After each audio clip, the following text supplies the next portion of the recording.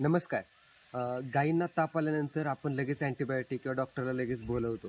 पण त्याच अगोदर जर आपण तो ताप किती आहे हे जर चेक केला आणि आपला 105च्या आत जर गायींचा ताप असेल, तर गायींनाचा ताप बरा करणं सगळ्यात सोपं आहे घरच्या घरी. गायींना तापामुळे काय होतं, गायी खात नाहीत, कुचंबतात. त्याच्यावरूनच आपल्या लक्षात येतं, की गायींना ताप आलेला आहे, टेम्परेचर वाढलेलं आहे. गायींचं अंग वरून गरम लागतं म्हणून पण टेम्परेचर वाढलं असं नाही. तर मग प्रॉपर थर्मामीटरने गायींचा ताप चेक करणे, टेम्परेचर चेक करणे हे कधीही उत्तम. तर ताप आल्यानंतर सगळ्यात महत्त्वाचं काय करायचं आहे, ही सगळ्यात जबरदस्त वनस्पती जी आपण सगळ्यांना माहिती आहे गुळवेल. हे गुळवेल काय करायचं, एवढ्या ज्या कांड्या आहेत, ह्या एवढ्याशा कांड्या फक्त गायींना खाऊ घालायच्या.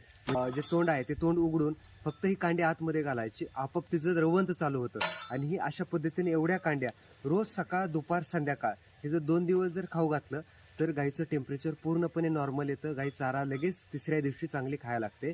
2 दिवस मात्र रिकव्हर